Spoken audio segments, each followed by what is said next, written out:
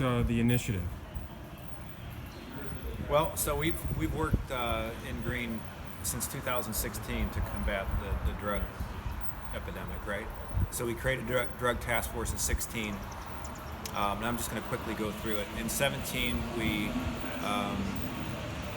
started a quick response team where we reach out to those who have overdosed and offer them treatment, offer them encouragement, try to help them in that first week after they've overdosed, right?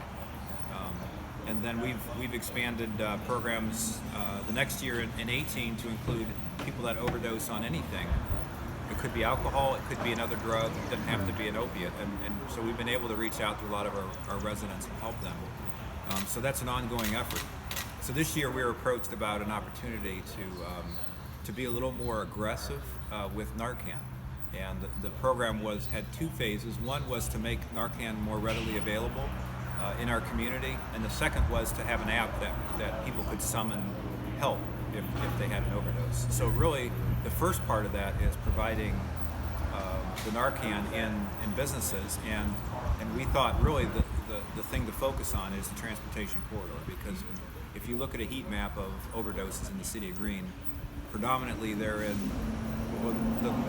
a predominance of overdoses in that I-77 corridor. So we know that a lot of people are traveling, they'll stop at one of the exits in Greene, and they'll use, and sometimes it results in an overdose. So that's something we're aware of. So we thought this is a great place to do the initiative where we see a spike in those overdoses. So, I was thinking the other day, and I didn't think about this originally, Rick, that, really this whole equation started when we had a 16-year-old overdose here in the city of Greene in 2016. And when you realize now we've come full circle now, and we're putting Narcan into the very hotels where we've had these overdoses, including the one death, it feels like we've come full circle now, and we've done everything we can to help those who are struggling with addiction, because that's what this is really about. It's about addressing the need to help those who struggle with addiction.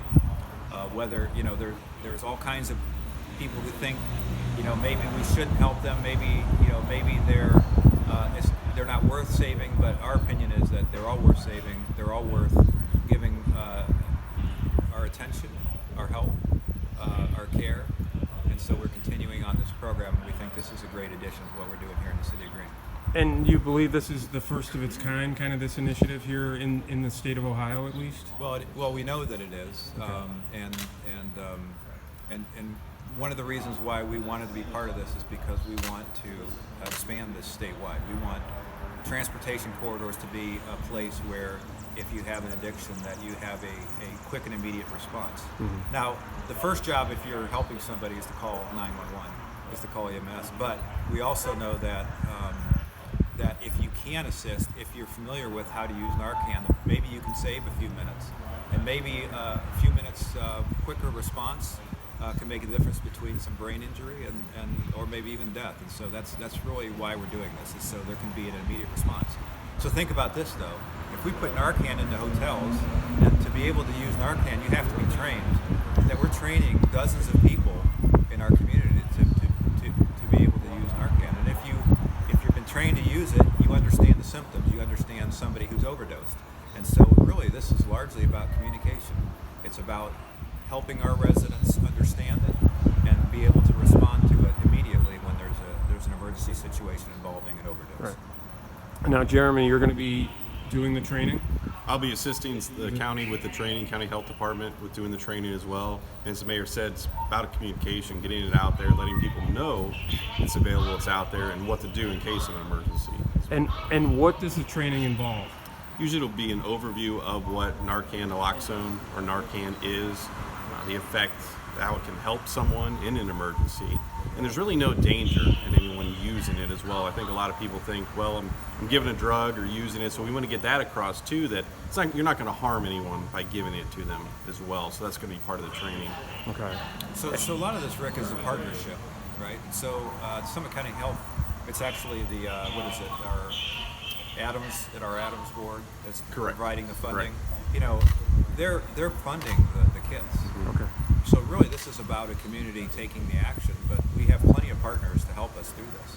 And that's why we're so confident that this program can be expanded statewide, because there's funding sources to help communities provide the Narcan kits in their communities.